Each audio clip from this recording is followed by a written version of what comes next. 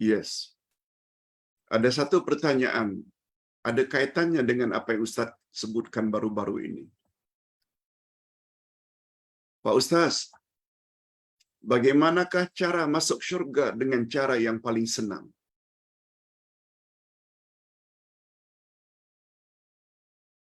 Betulkah seperti yang dikatakan oleh seorang ustaz, kita jangan menyakiti hati orang lain? Jawabnya betul. Sebab pada suatu hari Nabi SAW pernah mengatakan di hadapan para sahabat, si fulan itu min ahlil jannah, termasuk salah seorang penghuni syurga.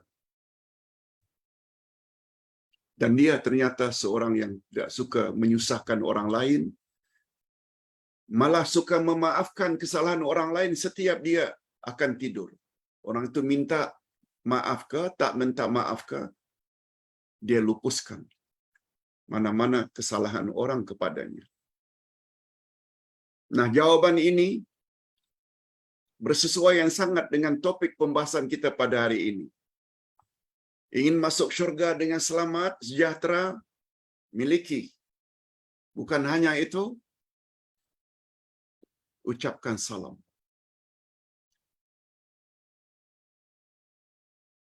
Yang kedua, beri orang lain makan. Yang ketiga,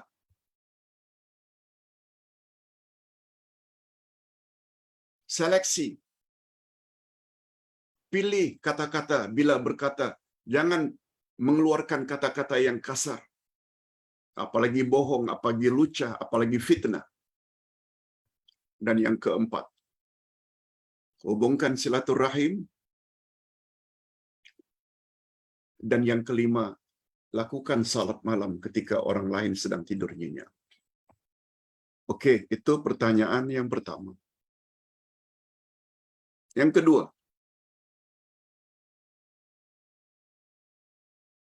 Pak Ustaz, ada satu ustaz yang terkenal dengan pakar merawat secara tradisional. Beliau menyatakan tentang obat lutut ini, apalagi yang sudah berbunyi-bunyi karena kekurangan gel,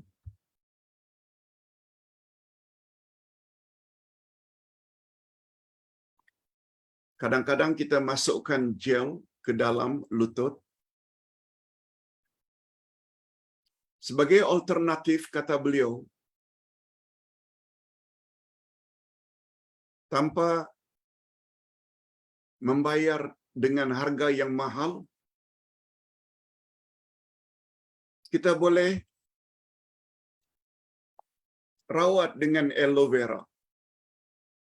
Yang dalam bahasa orang-orang tua kita, kalau tak salah namanya daun lidah buaya, yang dalamnya berlendir.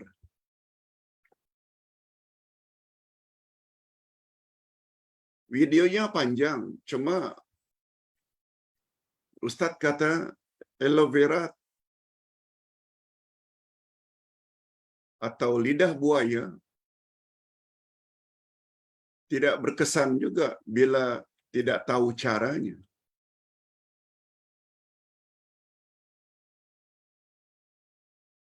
Karena gel atau lendir itu sebagaimana yang dimasukkan ke dalam lutut untuk merawat lutut, kita juga boleh gunakan gel aloe vera.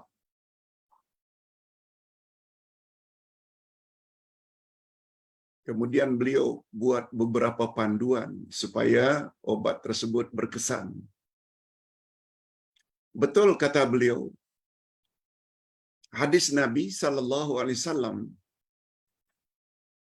tidak satu pun penyakit yang Allah turunkan ke bumi kecuali Allah turunkan juga bersama penyakit itu obat. Cuma kita saja yang tak tahu. Dan kata beliau, daun aloe vera itu sangat baik untuk merawat lutut. Cuma ada beberapa perkara yang Ustaz tidak begitu setuju.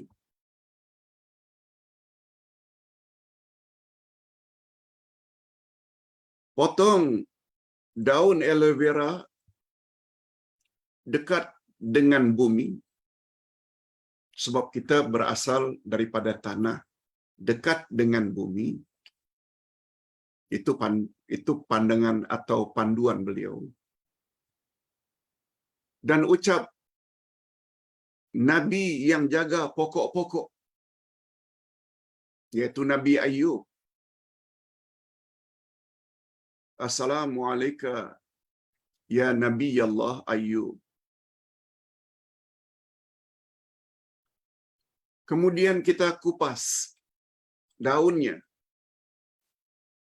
Tinggallah lendir. Lendir itu seperti air. Dan beri salam pula kepada Nabi yang jaga air, yaitu Nabi Yunus. Assalamualaikum ya Nabi Allah Yunus. Hadirin dan hadirat, apa kaitannya? Dari mana dapatnya berita yang mengatakan bahawa ada Nabi yang jaga pokok, ada Nabi yang jaga air, kita perlu beri salam? Sedangkan yang datang dari Nabi sallallahu alaihi wasallam, apabila kamu ingin ambil apa saja, sesuatu yang berfaedah, ketika akan petik ke, ketika akan potong, baca bismillah.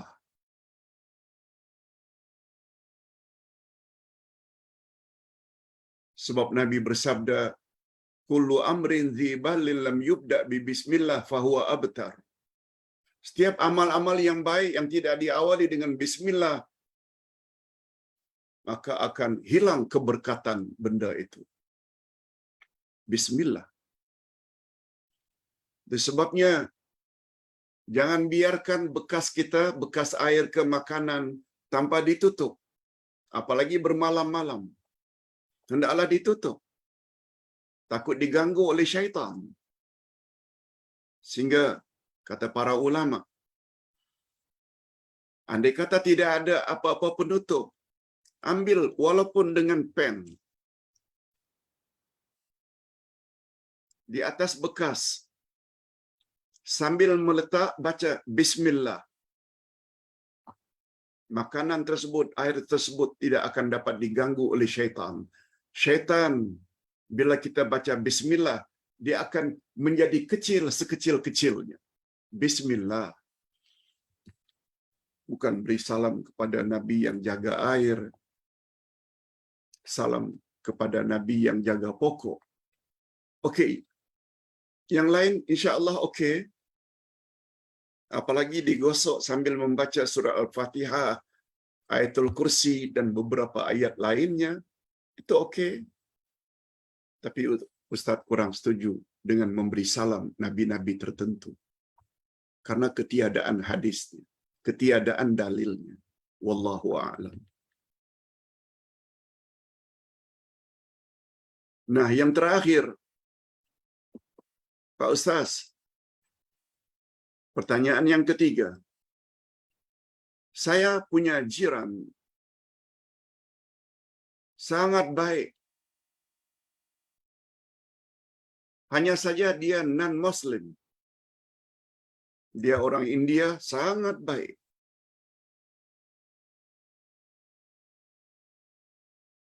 Semalam dia meninggal dunia.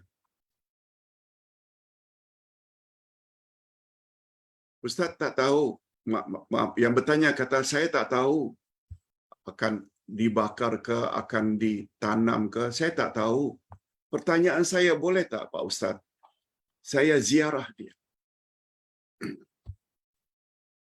Hadirin dan hadirat, ziarah orang kafir, apalagi dia tetangga kita, boleh.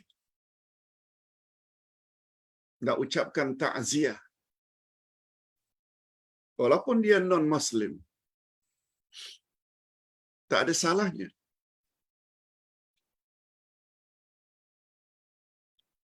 Sayyidina Ali dibenarkan oleh Nabi Muhammad sallallahu alaihi wasallam mengurus jenazah ayahnya Abu Talib. Abu Talib mati dalam kafir.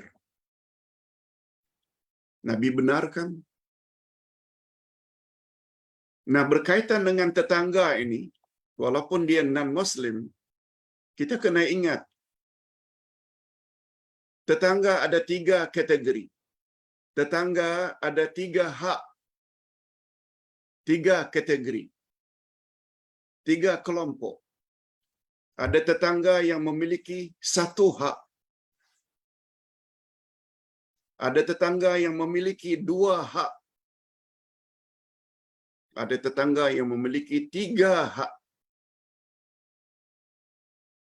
Siapa tetangga yang memiliki 1 hak? Dia tetangga kita, berdekatan rumah.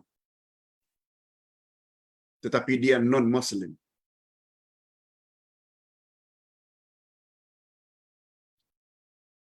Tetangga kita walaupun non-Muslim, kita tak boleh ganggu mereka. Malah kita perlu tolong mereka kalau mereka miskin, tidak ada makanan, beri makanan, tidak ada obat, bagi obat. Tak salah.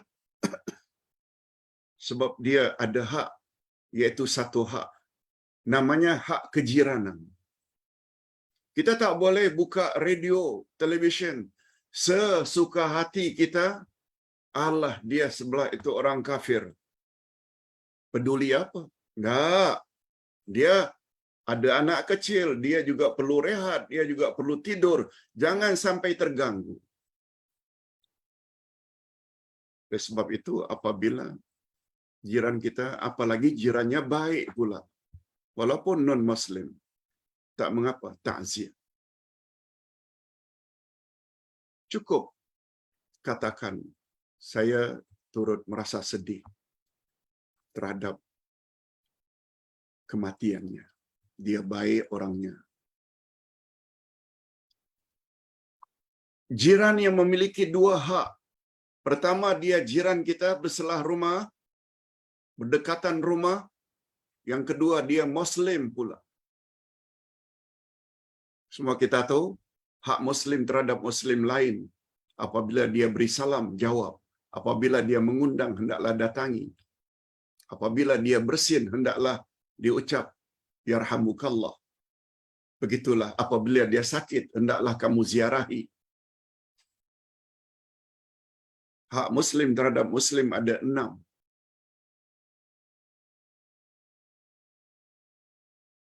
Selain hak kejiranan, jangan dia diganggu. Juga dia ada kelebihan daripada yang pertama tadi. Karena dia sesama Muslim. Nah, jiran yang memiliki 3 hak. Dia jiran kita, berdekatan rumah. Dia Muslim, dan dia pula kaum kerabat kita. Barangkali dia uncle kita. Barangkali dia auntie kita. Barangkali dia cousin kita, sepupu. Barangkali dia atuk kita, nenek kita. Apalagi adik-beradik. Nah, semua kita tahu hak kaum kerabat lebih daripada itu. Ustaz kira ini dulu yang dapat Ustaz jawab, mudah-mudahan berfaedah.